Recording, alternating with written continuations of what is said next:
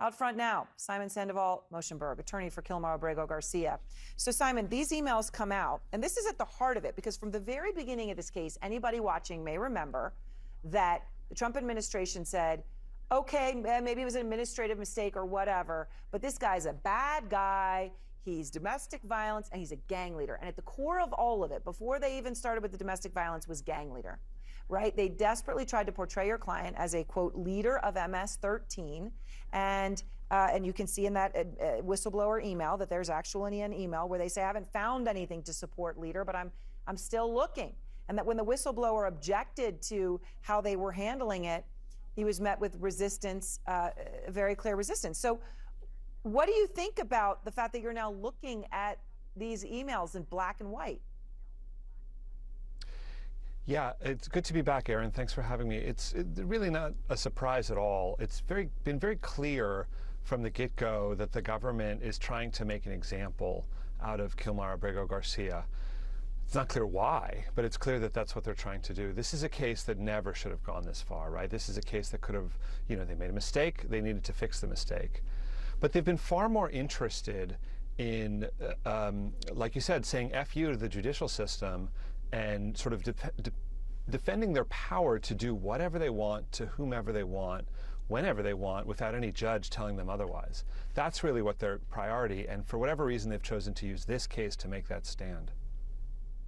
So when the other part of the exchange that I just shared, a top DOJ official allegedly says the administration might tell the federal courts, and he puts this in quotes, there's an email, F you, to which he replies, guess we're going to say F you to the court. Super. Does it surprise you to see something like that put actually in print, that, that the DOJ would say F you to the federal courts?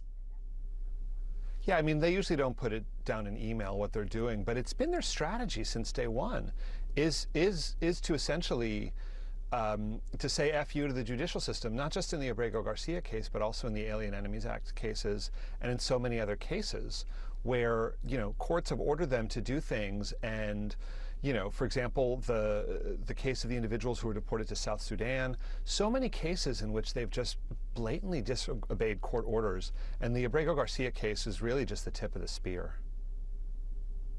So let me just ask you, you spoke personally with your client about what he says happened inside that prison. He says in El Salvador, he says that he was stripped naked, beaten, forced to kneel for hours. He lost 31 pounds in 2 weeks. The president of El Salvador disputes all of that. He's put out a video saying, oh, he was not tortured. None of this happened. And by the way, if it did, he wouldn't look fine in every picture. Why would he look like he gains weight if he's saying he lost 31 pounds in 2 weeks? Okay, so when you look at the denial, but you've talked to your client, where do you come out on this? Yeah, I think the video put out by President Bukele of El Salvador almost proves our point, because it's a video of the second facility that he was sent to after it became apparent that he was a high-profile individual, that the eyes of the world were upon him. They sent him to a different facility on the other end of the country. And that's all the video. There's not a single second of video from the CCOT, the black hole torture facility, where he was held for the first several weeks. So if anything, it almost proves our point. But interestingly, he explained that the biggest concern he had was not so much the physical beatings, the malnutrition. It was the psychological torture of the guards telling him, we're going to throw you in the general population, we're going to throw you in with all those gang members, and they're going to tear you limb from limb. That's really what affected him the most. Simon, thank you very much. I appreciate your time, as always.